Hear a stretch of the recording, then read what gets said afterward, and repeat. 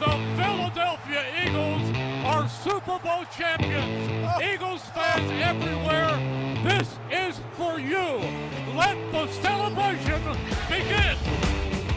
Hey everyone, and welcome to another Eagle Eye podcast brought to you by PJ Wellahans with Reuben Frank. I'm Dave Zangaro. Rube, how you doing, man? I'm doing well. How are you? Getting close to the draft. It's getting exciting. Yeah, it's always exciting when there's actually things to talk about. You know, I love the draft season, but after a while, you're like, all right, how many more mock drafts can I see before we actually do the real thing? I think people are more interested in the mock drafts than the real thing sometimes. Well, we know how he's making the picks. He'd prefer to see my mock draft sometimes. That's fair. That's probably a mean way to start this pod, but we're going to get into some Howie Roseman talk in just a little bit. We're going to talk about the athletic story that I'm sure you've read, and if you haven't read it, I'm sure you've heard about it. A lot of details in there, a lot of stuff to kind of break down and give our take on it. I've had some people ask us if we're going to talk about it. Yeah, we are. We're going to hit that first today, actually. And then we are going to look at a mock draft from our coworker, Mike Mulhern at NBC Sports Philadelphia. An interesting look at what the Eagles could possibly do in this first round. We're going to go through our top 5 needs heading into the draft. And we haven't talked about that before, so I don't know if we're going to line up. We probably will, at least a little bit.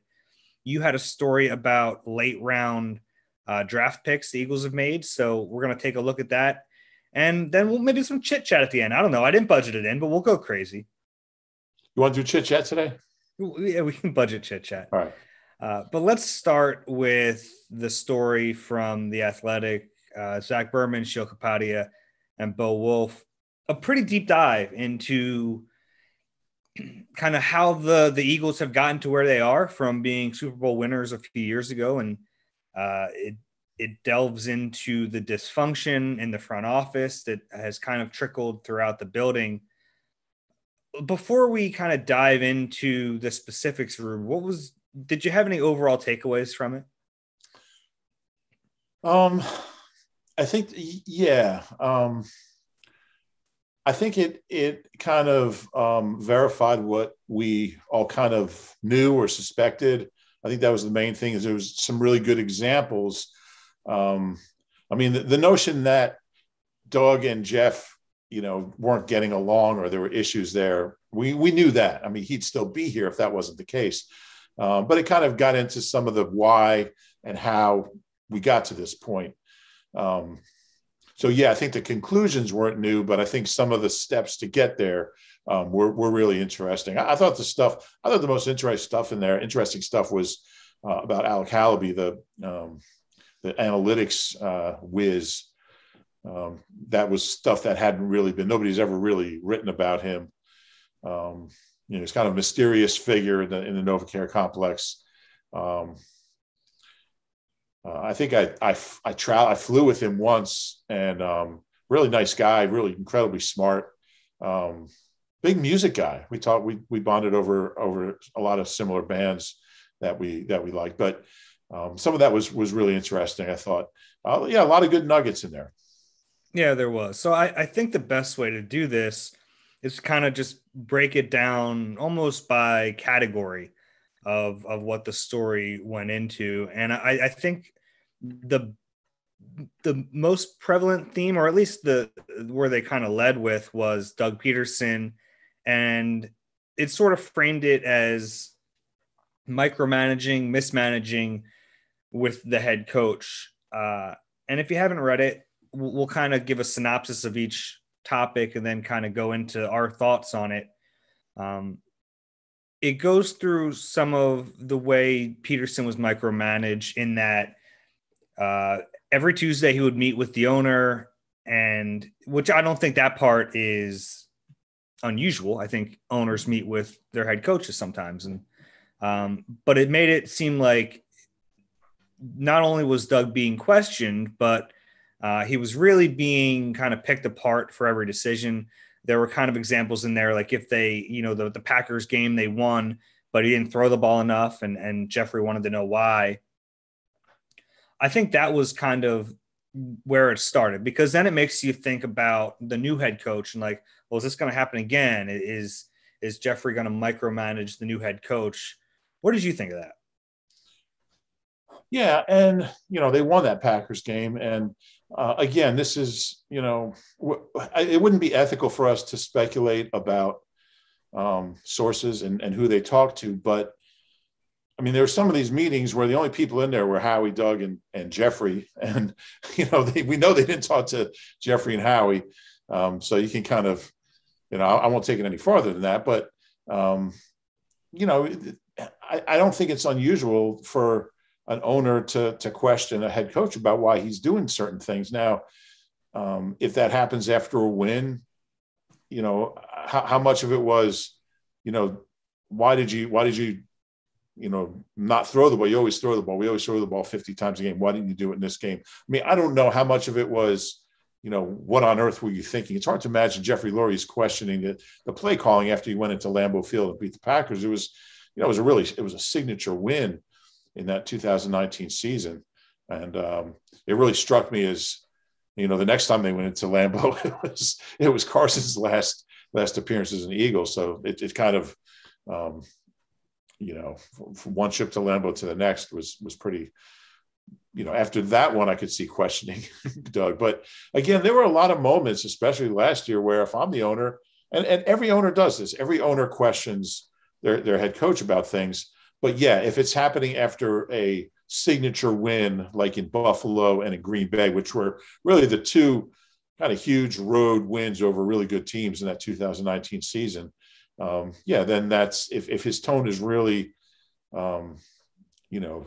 questioning him and doubting him and picking away what he did after wins, I could see how that could help fracture a relationship between an owner and a coach. Yeah, and I think like we've all had bosses, right, who maybe didn't trust you as much as you wanted to be trusted. I think that's, to me, that you're trying to like put a human element onto it, because we always talk about the NFL being so different, and it is in a lot of ways, but it's still a boss-employee relationship. And I think a lot of people have had bosses who you're like, man, like I know what I'm doing, like, and I'm trying to put myself in Doug's shoes.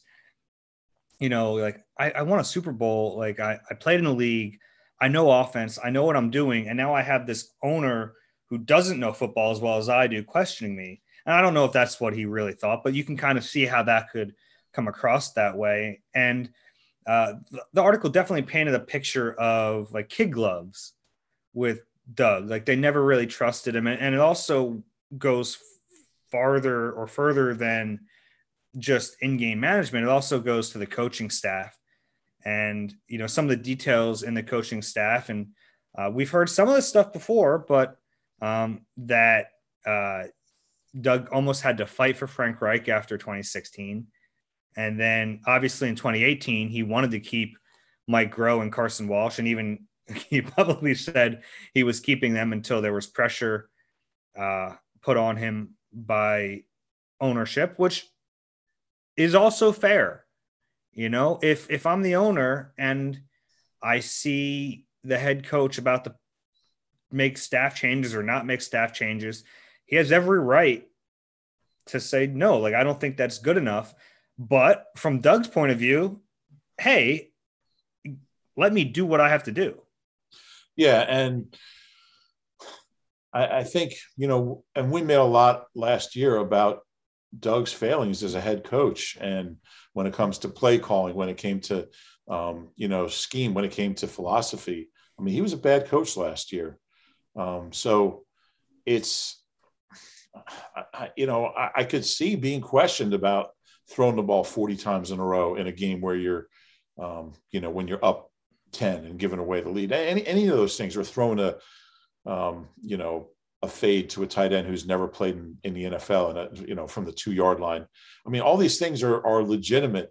And I think this is how a relationship ends. And I think I wrote a column about this. Like, I don't blame Doug for being pissed that they didn't like his proposal for the coaching staff in 2021 with, Matt Burke and just the way it all, Press Taylor getting promoted again. I don't blame him for not wanting to be in that situation, but I also don't blame Lurie for questioning his decision. So, if you're Doug, you're like, I want a Super Bowl, let me have my staff. But if you're Lurie, you're like, these are not the coaches that make the most sense for the organization moving forward. I mean, you can see both sides, and that's how a relationship, fractures. So, yeah, I think it's a really thin line, really fine line, as Carson would say. Excuse me, I screwed up. Oh, I didn't say his last name though. You said it. We're back to 0 days. Back to 0 days. But yeah. Anyway, I don't know. I don't even. I think it's normal. I think every owner in the league questions the head coach, and I'm sure there were times that Lurie went overboard. I'm sure most coaches do. There's not a lot of coaches that last as long as Andy Reid, and there's not a lot of coaches that last as long as Doug did. Honestly, usually when you win a Super Bowl, it buys you more time. But yeah, it's a tricky thing, and Andy had a certain, I guess, status where Lurie didn't question him, although I'm sure he did some. But I think right from the start, they felt like, all right, we're giving Doug this job. Nobody else wants to hire him. I think they felt they had a little more power over him, maybe, than Andy. I don't know. The relationship was definitely different. But I just think a lot of what Jeff Lurie does is what a lot of owners do. He just probably, went over the line a few times. Yeah. And it does make you wonder, though, because you mentioned that maybe they felt like they had some sort of power over Doug because there weren't other teams knocking down his door. It does kind of make you think about the situation Nick Sirianni's in, because it's similar. There weren't other teams interviewing Nick. He had one interview, and it was with the Eagles. And if the Eagles didn't hire him, he'd be back in Indianapolis as their offensive coordinator right now. So it makes you wonder if some of the reasons that the relationship between Doug and the front office, and namely the owner, disintegrated, if those same issues are going to come up with Nick. And I mean, there's reason to think they will, but the one part that I thought should have probably been in the story, and it was, look, I didn't even think of it right away either, but it's worth noting that by all accounts, it looks like Nick Sirianni is putting together his coaching staff, or has put together his coaching staff, at least most of it, the big guys at least. Obviously, his defensive and offensive coordinator have worked with him before. Some of the other guys, maybe, I don't know about Brian Johnson, but it seems like he put together his staff, whereas Doug didn't. And the thing I've always heard about Doug's initial staff was that the Eagles didn't necessarily want to put that staff together for him, but Doug had really only been in one place. I mean, he'd been in Philly with Andy, but then he was in Kansas City with Andy. He didn't have the Rolodex, so to speak, of coaches around the league, whereas Nick Sirianni, never interested in that either.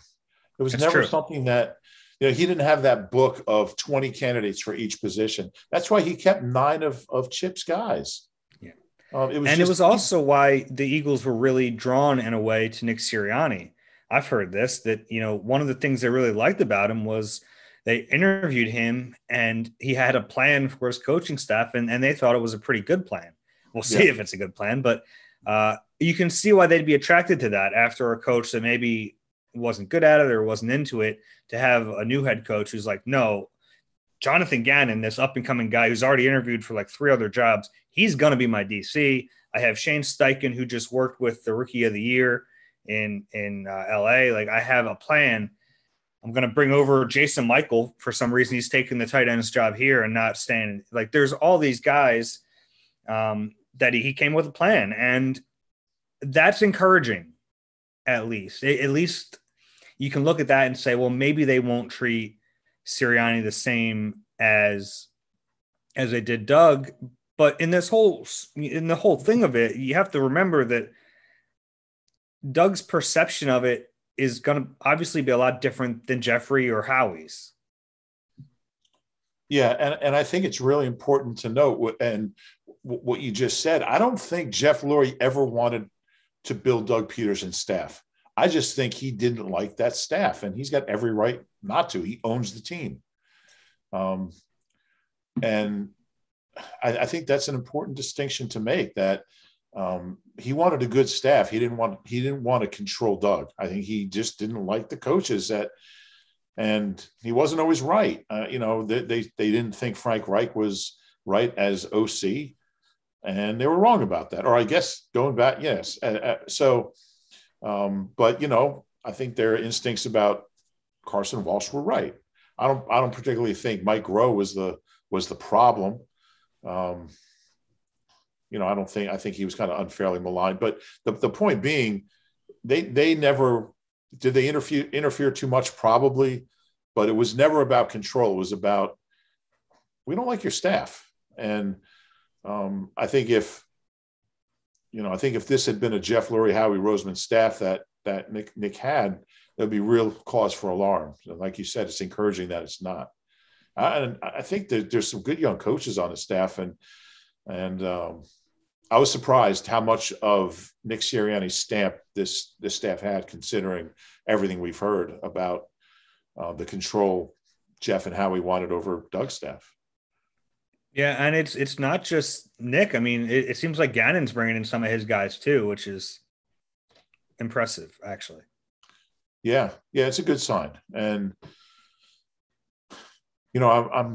it seems like Nick really wanted Stout. I mean, Stout, I guess, is the only guy back. Well, Stout, there's two coaches back, but it seemed like he really wanted his guys, and he was. But it doesn't seem like Stoutland and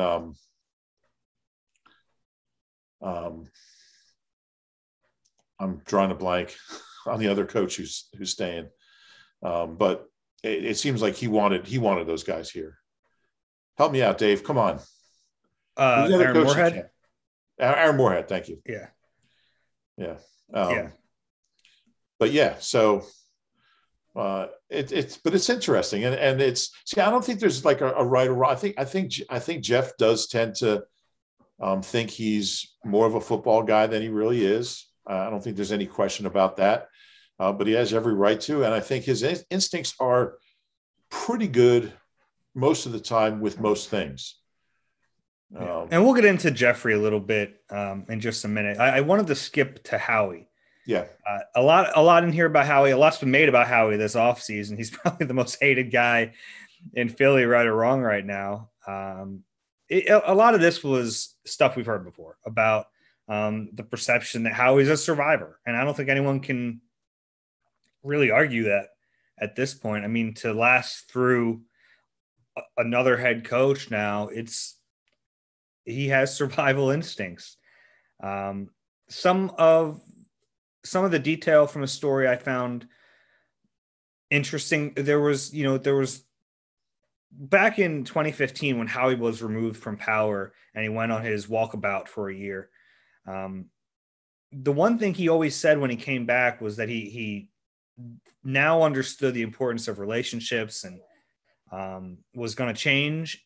And one of the more troubling parts of this story was that there's people who I guess were with the team who thought that he was making a sincere effort to change that about himself, but that has since deteriorated and he's kind of gotten back into his old habits. That was one of the more troubling things I read from the story. Yeah. And I think, I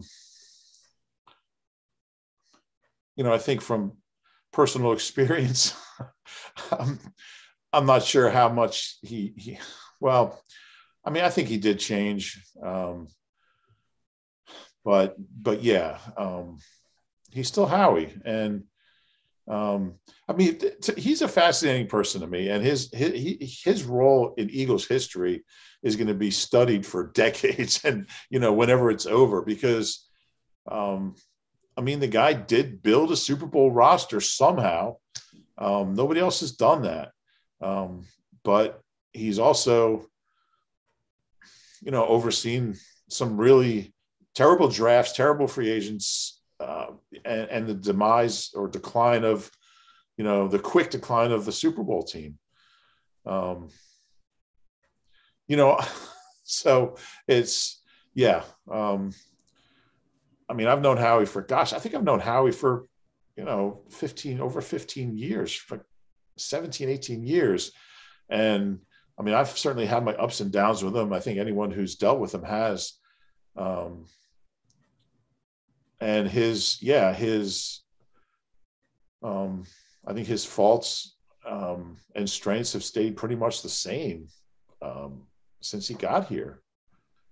I don't know how much he really, I don't know how much he really changed in 15. I don't know. That's probably a topic for another day, but certainly he knows exactly how to play Jeff Lurie, and he's got Jeff Lurie thinking that he's, and again, I wrote about this. I mean, you can understand from Jeff Lurie's standpoint, you can see why he's so committed to Howie Roseman. I mean, Howie brought him a Lombardi trophy. Howie is loyal, unfailingly loyal to Jeff Lurie. Howie is so smart, and he knows exactly what Jeff Lurie wants to hear and how he wants to hear it. He speaks his language, and for Jeff Lurie to, side with Howie over his childhood friend, Joe Banner, when there was a power struggle. I mean, that's incredible. I mean, Joe Banner, they went back to when they were kids. He was the first guy he hired when he bought the team, like the next day. So, I mean, Howie has something on. I mean, people say, he's got to have pictures. He doesn't have pictures. It's a lot more shrewd than that. He knows exactly what to say to him, how to say it, and he's got him. He's got him under his thumb, as the Stone said. Yeah, he does, and it's a good point because Jeffrey likes people who speak his language, who have plans, and Howie does all that.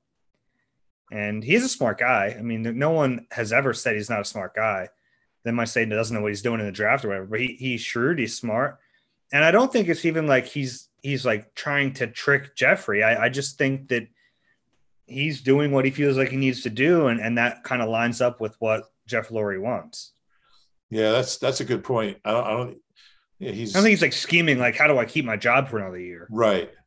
And the thing is, like, Howie really wants to win. I mean, he really wants to, he really wants to get the best players here and win championships, plural. He's not like, you're right. He's not just trying to keep his job and earn a salary. And, I think he really, really wants to be good at this. He's just not that good at it. Aspects of it. He's good at aspects of it. Yeah. And we've talked about that, but as far as identifying talent, I mean, we've had conversations, I mean, where he sells me on players. I mean, I remember a draft pick. I remember running into Howie the day 2 of the draft in the cafeteria, the NovaCare, at like 8 a.m. And he was telling me about a certain pick, and he went on for like 10 minutes about his traits and why he was going to. And the guy didn't make it out of his first training camp. He was like a 3rd round pick. I think he was on IR his rookie year, never played. He talks such a good game.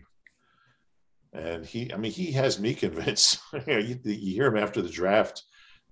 He's really persuasive, and he really believes that he's an incredible judge of talent. He just isn't.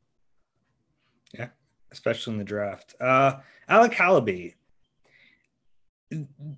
you said it before. To me, this was one of the meatier parts of this entire story, is talking about Alec Halaby, who's basically the analytics head for the Eagles. His title is Vice President of Football Operations and Strategy. He's been with the Eagles for a while now. The story kind of characterizes him as Howie's guy, which we already knew. And look, in any organization, there's going to be a rift between the classic football guys and the number crunchers, right? That's baseball too. I mean, you see it all the time. Exactly. We've all seen Moneyball, right? Like that was a movie, but like that happens, and that's kind of natural. the story shows how far it went that Doug Pederson berated Hallaby in front of other people, and the relationship had really soured to a pretty substantial low. It even mentioned that Andrew Berry, who was only here briefly, was in a way brought in to kind of help bridge the gap between the analytics side and the football side.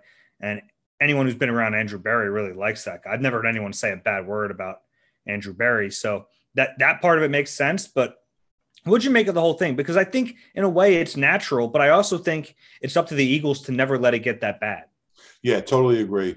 I remember talking to Andy in like 2000 about his philosophy. I think it was like at Lehigh just after practice one day. And he was talking about how and he had learned this from Mike Wolf, that the only way for a franchise to have success over the long term is for scouting and coaching and front office business, all that stuff, for all those elements to not only, to not only coexist, but to work, to respect each other and to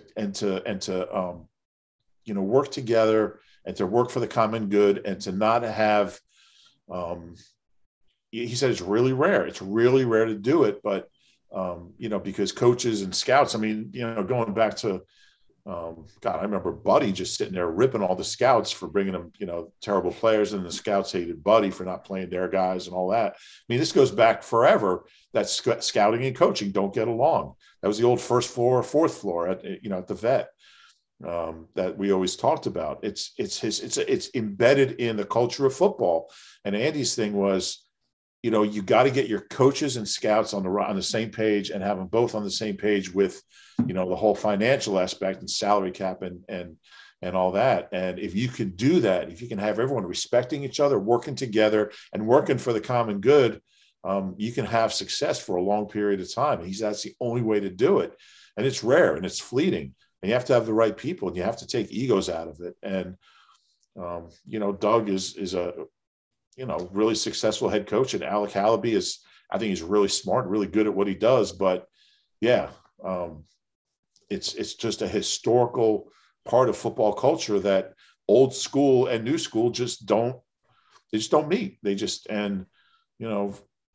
don't think either one of them was wrong. I don't think, they just, Doug resented having this dude from Harvard, with fancy suits coming in and telling him, on that 3rd and 3, you really don't want to be, giving the ball to Corey Clement there or whatever it was. I understand that. I understand all of that. Charlie Manuel hated that stuff, and he won a World Series. I look at Doug and Charlie kind of the same in that way, but analytics aren't going anywhere. Not with this team. They just expanded the analytics staff right last year, I think. Yeah, and Jeffrey cares about it, and he should. And it's part, there's value in it. The trick is getting your coach to appreciate it and not be threatened by it, and to understand that as an asset. Doug's always been a guy that, goes by his instinct, and, it's 4th and 1, we're throwing deep, whatever it is. And I think he did accept it, though. I mean, whether he was forced to or whether he did it on his own, you can see the analytics show up and, going for 2 in a situation that wouldn't traditionally, you wouldn't have gone for it. But don't you think that was just his gut? No, I don't. No, not in certain situations where the numbers, unless I think the idea is eventually you get your gut to kind of go with what the numbers say. Yeah. But there were certain situations where they're going for 2 where you would never go for 2 before. Yeah, there were certain situations, and he would say the next day, like, "Why did you do that?" He's like, "Well, that's what the analytics." There were times he did that, but I never really sensed that he embraced it. It was almost like he was doing it because he was supposed to do it. I don't know. I never. Again, kind of comparing it to any job, we all do stuff. Yeah, we don't necessarily want to do because we know even if your boss hasn't told you to do it, that's kind of what's expected. Yeah, I think that's a fair comparison. But yeah, I mean, Alec Halby is one of the most powerful people in the organization. And I think just getting back to the athletic piece, I think that really, that was really demonstrated in the piece, and you really kind of got a sense for just how much weight he holds in that front office. I mean, he's not an equal of Howie, but he's one of the most. He's up there in the corporate structure, and he's got a lot of pull, and I think that was kind of one of my big takeaways from that. And the story got into how his office, I mean, the relationship between him and the coaches was so bad they moved his office and stuff like that.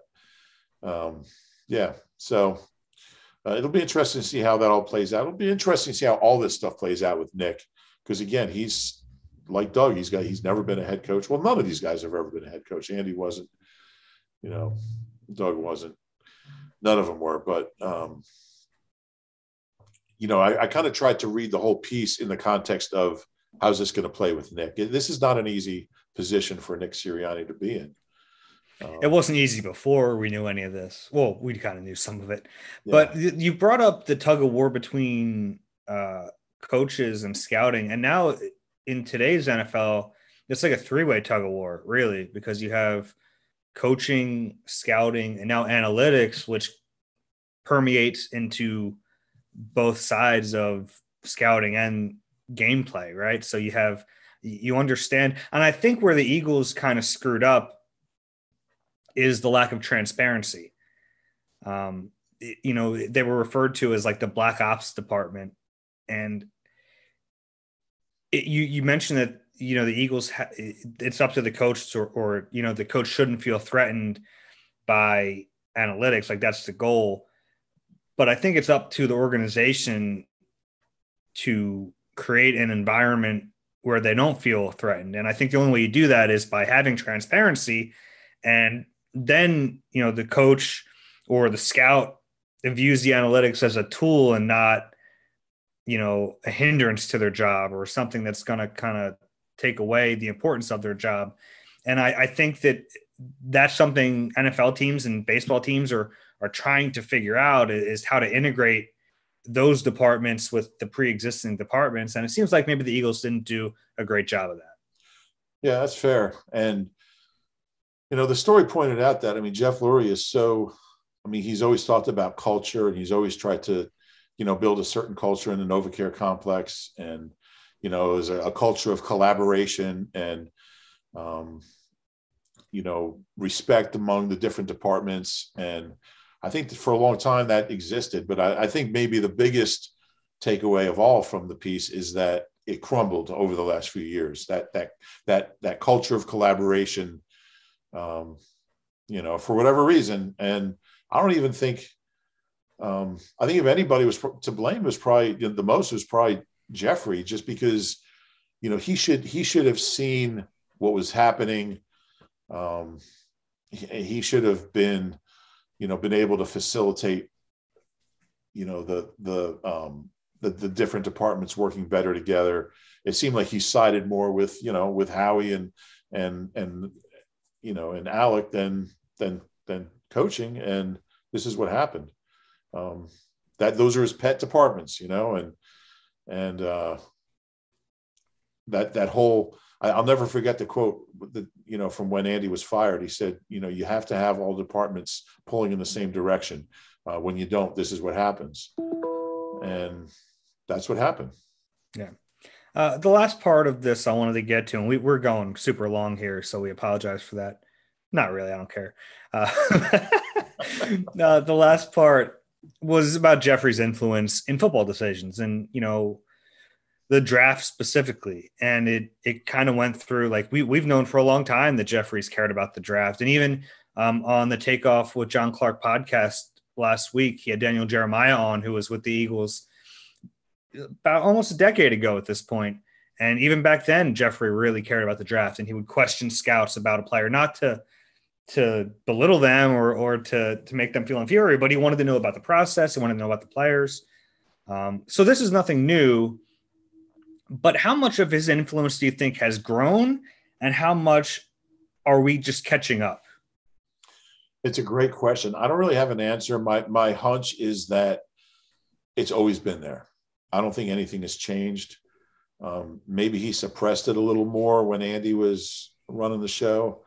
But I don't think there's any question that's something that he's always, and he doesn't hide it. I mean, he doesn't, he comes out, what it's like at the day of the draft, he'll come out and talk about, pick and, what he likes about, I mean, it's, I thought, one really good point that the story made that I never considered was that Jeff Lurie is one of the few owners whose main job is running the team. Like most owners have something else, Jeffrey made his money through, his family publishing business, but he doesn't run it. He doesn't run the family publishing business. He runs the Eagles. Most owners are doing something else. So, I mean, he's probably more involved than almost any other owner, where after the draft, he could sit there and talk about, what he likes about, Tony Hunt, I mean, whatever it is, what he does, so, again, he has every right to do it. Does he do it too much? Probably. But it's never going to change. As long as he owns a team, he's going to be, we see on, during the draft, NFL Network and, ESPN are showing the war rooms, and we see the owners in there being really involved and really, I think Jeff's more involved. And, it comes back to what we said. I mean, a little knowledge is a dangerous thing. And Jeffrey Lurie has a little bit of knowledge about all these players, and it's dangerous. It's not ideal. And I'm sure there's some draft picks that Howie didn't want to make that the Eagles made because of Jeff Lurie, and Howie's taking the hit for him, and what can he say? That wasn't my guy. I didn't pick him. The owner wanted it.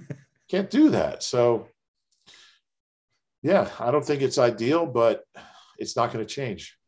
That's the thing. It's, I understand fans thinking, like, seeing this and being like a meddling owner. The problem is, unless you got $2 billion sitting at home, the only way you can voice your displeasure, people can stop buying tickets, which that's not going to happen. There's no one to hold the owner accountable. There just isn't. But here's the thing. I mean, this franchise has had so much success since he bought the team that Jeffrey Lurie is not going to sit there and say, well, maybe I should do things differently. I mean, they've had like 5 losing records in like 24 seasons that he's owned the team, whatever it is, 25. So, I mean, they're in the playoffs more than almost any team. They've been to 6 NFC championship games and 2 Super Bowls since he's owned the team. So he's not going to sit there and say, oh, I have to start doing things differently because we had 4-11 in one season. That's not going to happen. Yeah. He's sitting there thinking, and it goes back to Howie too. He's like, well, this has really worked for a quarter of a century. We've had success with me as the owner. Why should I change? That's how he's looking at it.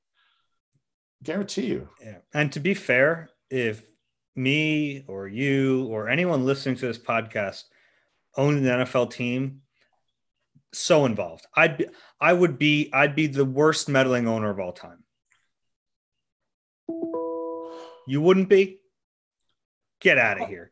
I don't know. I'd be drafting players. I'd be making trades.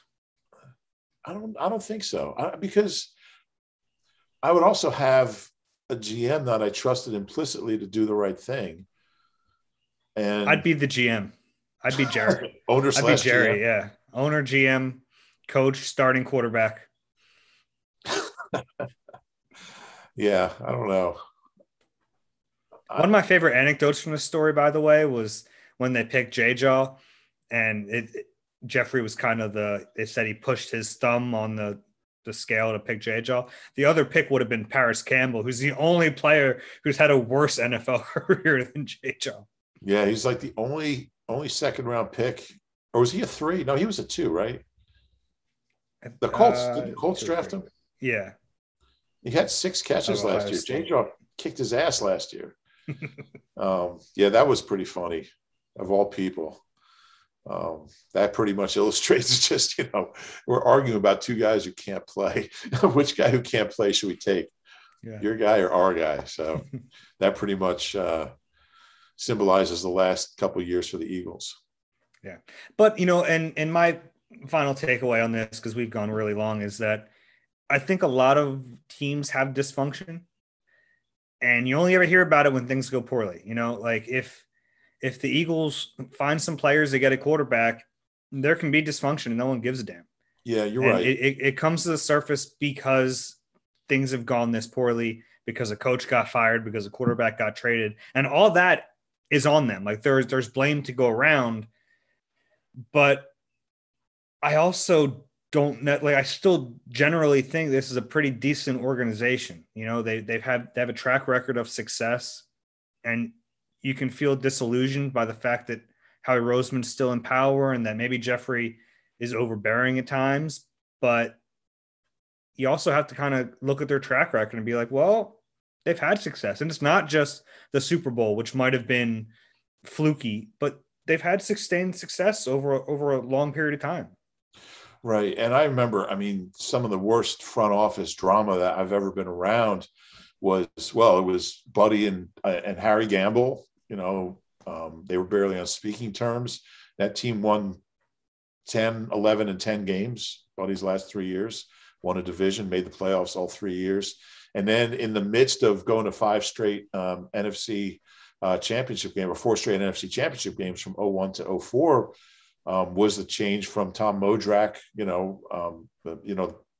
power struggle there. And they were in the middle of winning. They won 12, 13 games every year, or 11 and 12 games every year, 13 in 04. So, yeah, I think none of this is unusual.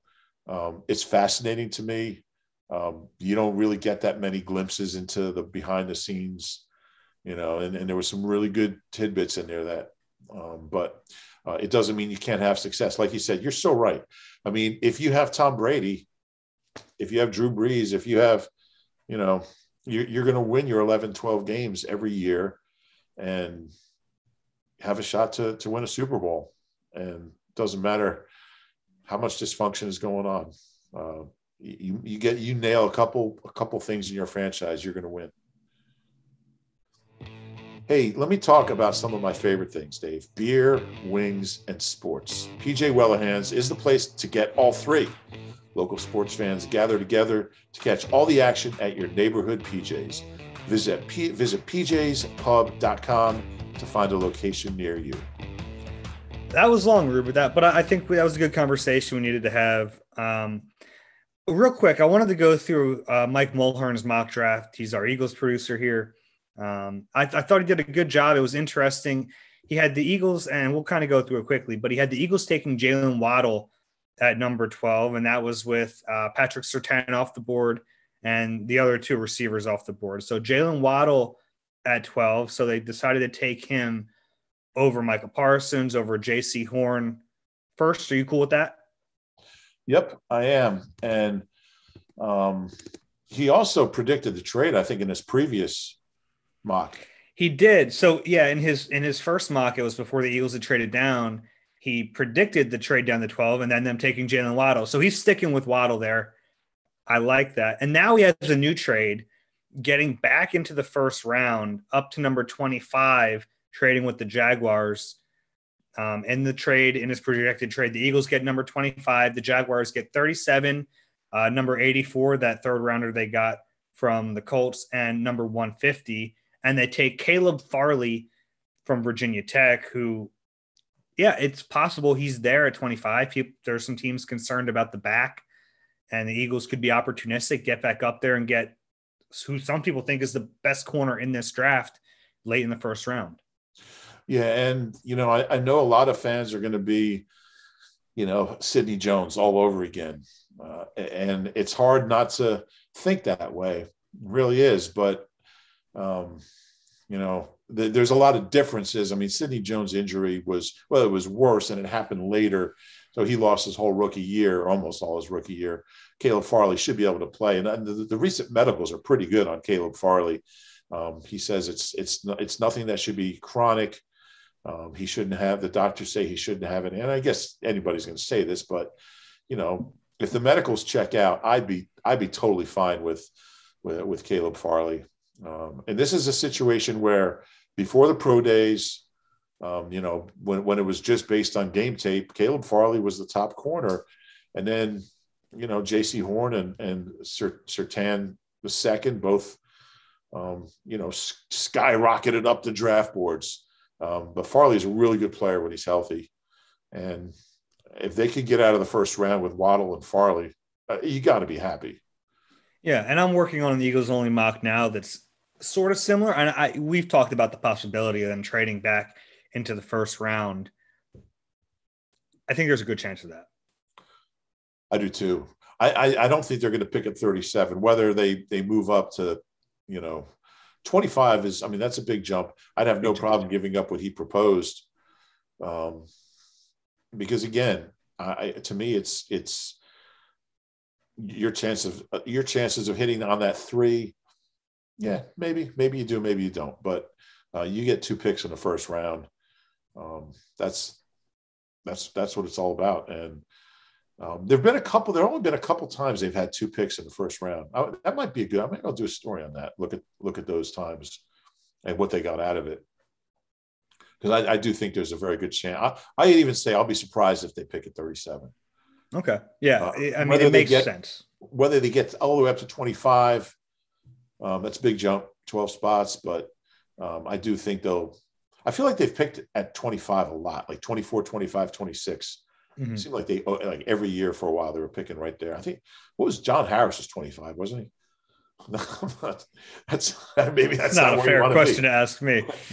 That's not weird. That's not a good place to be. But yeah, I like that. I like the way Mike's thinking, and I think he's right on target there. Yeah. Do you want to do our top 5 needs here? Let's run through them real quick. Okay. Why don't you go first, or you want me to go first? It doesn't matter. Go first. Okay. I'm starting with corner. It's corner and receiver at the top. It's been that way. Yeah. I'm pretty sure you have the same way. Yeah, I was actually going to go corner as my top 2 needs, just because they need more than one corner. But as far as, I went corner. I still think that they have possibilities at wide receiver, that there's guys there that you at least have a chance to be, starter caliber players. We don't know yet about Rager. We don't know yet about Fulgham. We don't know. A guy like Quez, what can he do? Hightower. So they at least have human beings at those positions who've had moments, who've had, who've made big plays, who've done it over a small period.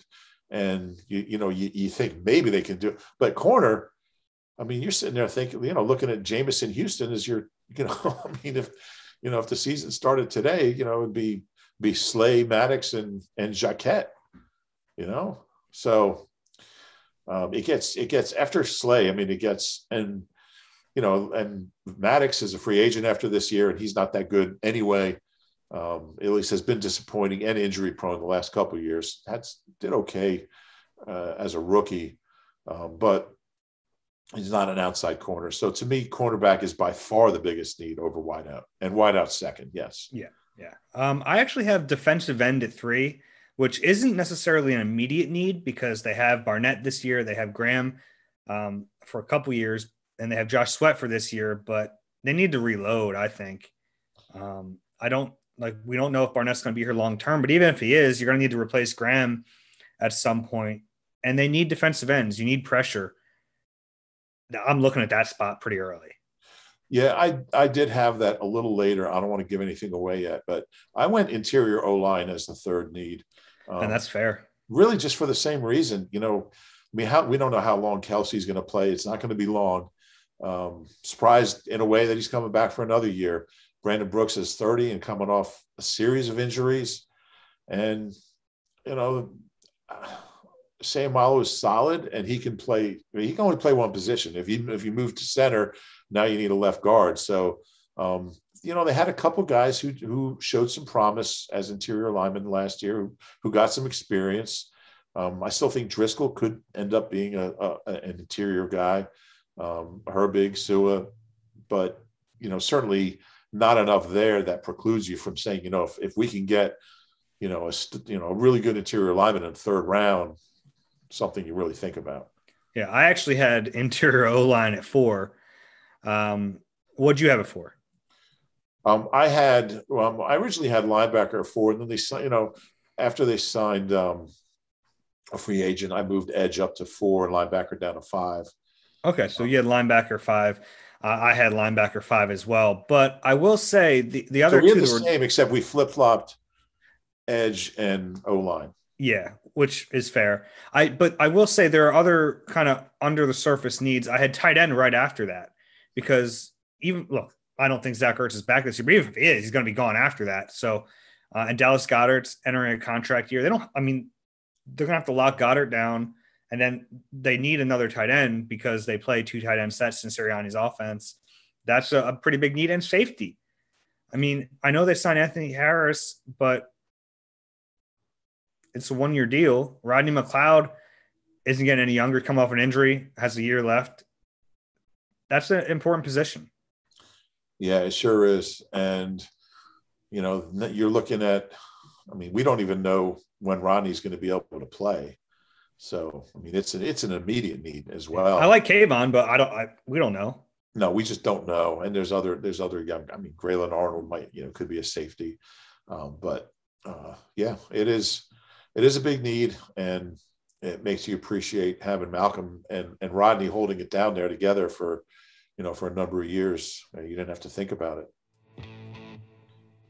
Hey, Eagles fans, time to look forward to your dream vacation. Philadelphia Eagles fan cruise tickets are selling out fast. The ship sails in March of 2022 with Eagles fans and only Eagles fans. Book your tickets now at PhiladelphiaEaglesCruise.com. All right, Rube. So you did a look at the best late round draft picks in Eagles history. So I think, would you say 6th round or later? I did 6th round or later. I did the top 10, and it's interesting because I was like Pete Retzlaff, and I'd forgotten he was actually not an Eagles draft pick. He was a 22nd round pick. But I wanted to stick to guys that the Eagles drafted. And the story's up on our site now, NBCSportsPhiladelphia.com. Just a couple that are pretty amazing. The draft was up to 30 rounds for a few years. It was between 20 and 30 rounds for most of like the 40s, 50s, and 60s. And then it went down to 12 rounds. And then it's been 7 since 94. It was 8 one year. In 93, it was 8. So there were a lot more of these guys. Like when you were picking 30 players, you had a chance to, you had a lot of chances to get some of these guys. But to me, the most amazing Eagles draft ever was 86 because they got Clyde Simmons in the 9th round and Seth Joyner in the 8th round. And they were both, to me, guys that should be at least Hall of Fame finalists. And, Seth, we work with the only player in history with 50 sacks and 25 interceptions. Clyde Simmons, 121 sacks. And they got him 25 picks apart in the 8th and 9th rounds. They became like cornerstone players. Yeah, they became all-time Eagles greats. Yeah. And all-time NFL greats, really. Clyde was 10th in NFL history in sacks, or 9th when he retired. And Seth, still, his numbers hold up against any outside linebacker who's ever played the game and should get Hall of Fame consideration, but he doesn't for whatever reason. So those two guys, imagine and they took a punter like 100 picks before those guys who didn't even make the team. So it's not like they knew these guys were going to be stars. You don't take them in the 8th and 9th rounds, but sometimes you just get lucky. And those two guys, and they're forever linked, Clyde and Seth and Clyde. They're just some Eagles players are just linked like that. So found a lot of guys like that, went back to the 40s and found some interesting guys that were really late round picks. And it was You kept your notes from then? I did. I got all my quotes from draft day, and it's crazy because the draft back then, like it was such an obscure event. Like I've gone back on newspapers.com and found old stories from those old drafts, and like they didn't even know who got drafted till days later. The league would announce it a few days later, and some players, like if you weren't in the first few rounds, you might not find out for a week. That you got drafted. They would mail a letter to your college AD, and he would go find you in the gym or something, and hey, the Texans drafted you. No, it's a joke, but it's crazy how it's changed, but it's always a fascinating. And it used to be on one day. They would draft 30 rounds in one day, by the way. And when I started covering the draft, it was 12 rounds in one day. It started like 8 a.m, would go to midnight, and it wasn't on TV. There was no ESPN didn't exist yet. NFL Network didn't exist yet. We wouldn't get the picks until they got called in from the personnel and scouting department. We were in this basement room at the vet, and they would say, "All right, yeah, we drafted.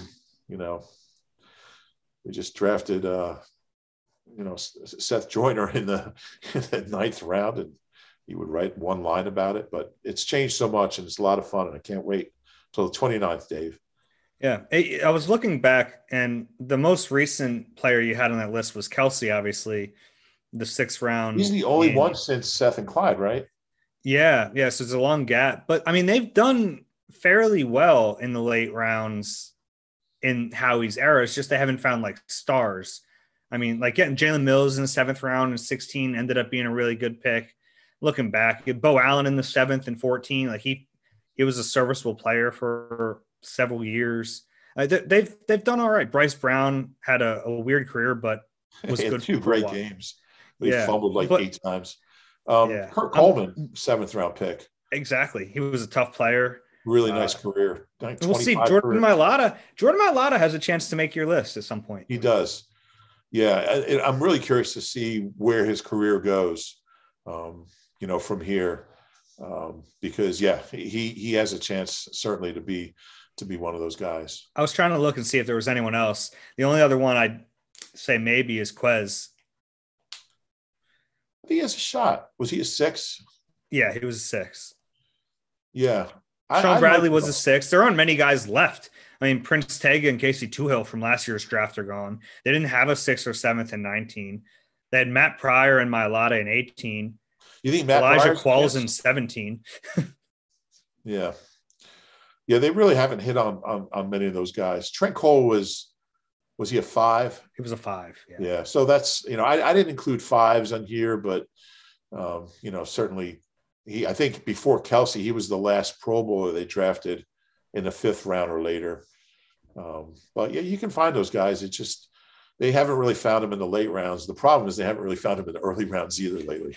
Yeah, that is a problem. You got anything else? This has been a long one. We should probably no, just I don't know if you want if there's any chit chat. Big win for the Sixers last night down in Dallas. Joel, man, he's incredible. He had 36 points in 26 minutes. Yeah, he's only the 7th player since 1993 to do that, and he's the first Sixer since Andrew Toney in 1986 against the Celtics.